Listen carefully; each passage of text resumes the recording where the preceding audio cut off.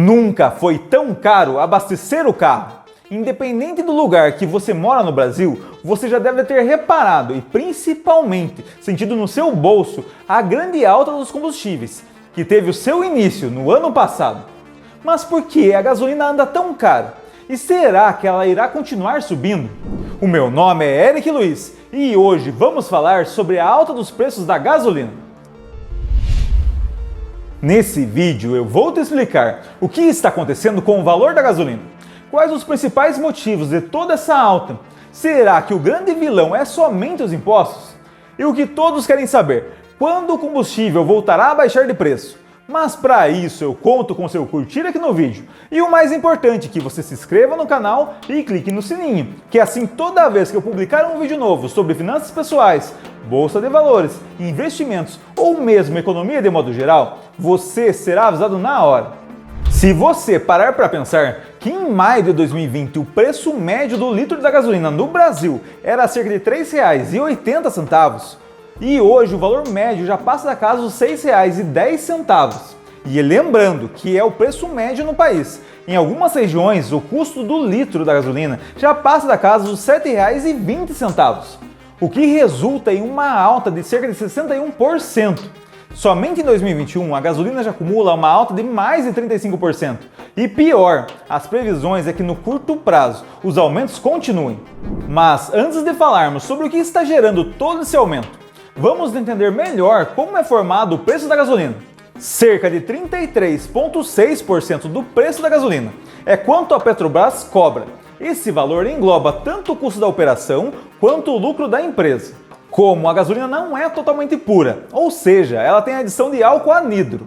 Esse adicional de álcool corresponde a 16,9% do valor da gasolina. Já a distribuição e revenda, que é a fatia que fica tanto para as distribuidoras quanto para os postos de combustíveis, e já levando em consideração também o transporte, representa cerca de 10,4% do valor da gasolina. O ICMS é um imposto estadual e o seu percentual varia de estado para estado, mas em média ele representa cerca de 27,6% do valor da gasolina. Já a CID, o PIS e o COFINS são impostos federais. Eles representam cerca de 11,5% do valor da gasolina, fechando assim a composição final dos custos do combustível. E nesse momento, se você já fez as contas, você pode observar que quase 40% do que você paga de gasolina é somente em imposto. Em alguns estados, esse percentual é ainda maior, devido à diferença da alíquota do ICMS. Esse valor é realmente muito alto e, lógico, assim como os outros itens de consumo, deveria ser repensado. Mas aqui temos um fator importante.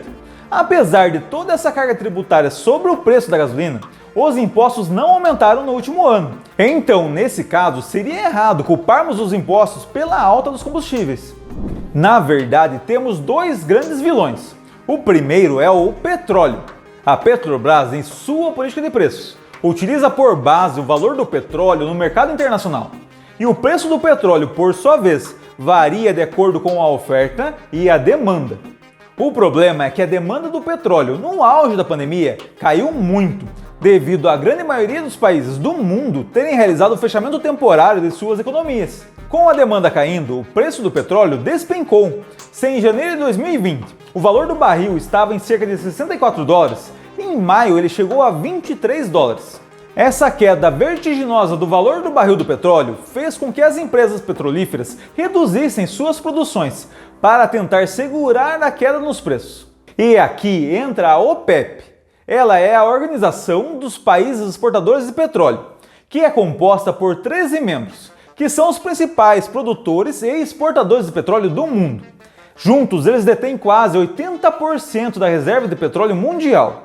E no mesmo período que o petróleo batia a casa dos $23, a OPEP decidiu realizar um corte recorde na produção, de cerca de 10%. Ao mesmo tempo, outros países produtores seguiram o mesmo caminho e cortaram as suas produções. Inclusive, a própria Petrobras realizou um corte em cerca de 20% da sua produção. A medida surtiu efeito e o valor do barril do petróleo voltou a subir.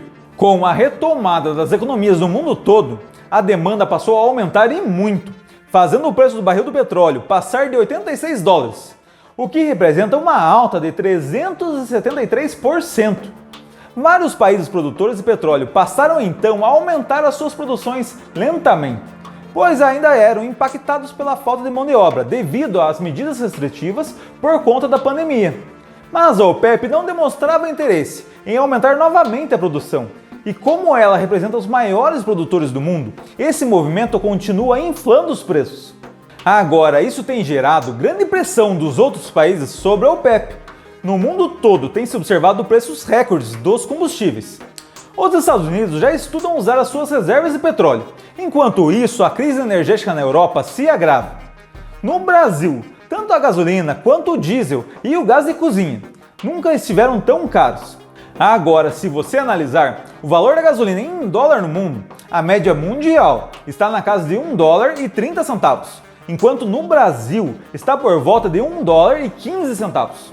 Ou seja, o Brasil, comparado aos outros países, não estaria tão mal. Mas por que será que o brasileiro parece sentir mais essa alta dos preços? Isso nos leva ao segundo grande vilão, o dólar. O dólar, que no começo de 2020 estava por volta de R$ 4,07, hoje já está na casa dos R$ 5,60, um aumento de mais de 37%. Com a pandemia, o dólar se valorizou no mundo todo, mas aqui no Brasil esse movimento foi mais intenso. E passado o pior da crise, o real continua desvalorizado e sem perspectiva de melhora para o curto prazo. O que dá força para esse movimento de queda da moeda brasileira são as várias incertezas do mercado financeiro com relação à crise política que o Brasil vive. A turbulência política demonstra para os investidores que o país não irá conseguir resolver suas questões fiscais com as tão já faladas reformas necessárias. Olha, nesse momento, a reforma administrativa e a reforma tributária estão paradas. Até mesmo a reforma do imposto de renda, que seria mais fácil de ser aprovada, está parada. E sem as reformas necessárias para o país, o investidor estrangeiro continua tirando seu dinheiro do Brasil e, por sua vez, fazendo a cotação do dólar explodir. E isso nos leva à pergunta de ouro: qual seria a solução para a gasolina parar de subir? Muitos falam em quebrar o monopólio da Petrobras, mas na verdade, a Petrobras não tem mais o monopólio da exploração de petróleo desde meados de 98. Existem sim outras empresas que exploram petróleo por aqui. O que não existe são empresas que fazem um refino dele, para transformar em gasolina, por exemplo. Não por questões de monopólio, mas sim pelo risco de se investir no Brasil. Temos também a questão do Brasil ser autossuficiente em petróleo. O Brasil é sim autossuficiente no petróleo, mas ele importa mais de 20% da gasolina comercializada.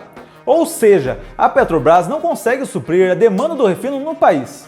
Outra solução que muitos falam seria então controlar os preços dos combustíveis. Medidas como essa de controle de preços e tabelamentos já foram tentadas sem sucesso em alguns países do mundo, como Venezuela e Argentina. No Brasil, durante o governo Dilma, os preços dos combustíveis foram controlados artificialmente, gerando um prejuízo de cerca de 100 bilhões para a Petrobras e afastando mais ainda os investidores estrangeiros. Agora, o atual governo tenta culpar o ICMS, jogando assim a culpa da alta da gasolina para os estados. Como dito no começo desse vídeo, o ICMS é sim uma boa parte do custo do combustível, mas ele não sofreu aumentos nos últimos tempos, em nenhum estado. Inclusive, existe hoje uma proposta de ajuste do cálculo do ICMS tramitando no Congresso, que não resolve o problema, ela apenas o empurra com a barriga e gera uma redução pequena do preço do combustível, e somente num primeiro momento. Como o ano que vem é ano eleitoral, eu poderia até supor que ela teria apenas caráter eleitoreiro. E você, o que você acha disso? Analisando então o problema do preço da gasolina, se o petróleo nós não temos controle sobre o seu preço, os impostos podem ser reduzidos, mas isso mexeria direto com a arrecadação e, por sua vez, pioraria ainda mais o problema fiscal. Só nos sobra o dólar. Para fazer com que o preço da moeda americana caia no Brasil, somente seria possível com a melhora do cenário político no país e a aprovação das famosas reformas administrativa e tributária. Com toda essa pressão que a OPEP vem sofrendo atualmente, provavelmente a produção de petróleo passa a aumentar nos próximos meses, o que pode até ajudar. Mas se o dólar continuar subindo, de nada vai adiantar. E para piorar, temos ainda uma eleição no horizonte de 2022, o que deve mexer e muito com o câmbio nesse ano. Mas agora eu quero saber a sua opinião. Qual a solução você acha que resolveria o problema da gasolina e dos combustíveis no Brasil? Você acredita numa possível queda nos preços? Comenta aí, galera! E não se esquece de deixar um curtir aqui no vídeo, se inscrever no canal e compartilhar com a galera. Um grande abraço e até o próximo vídeo!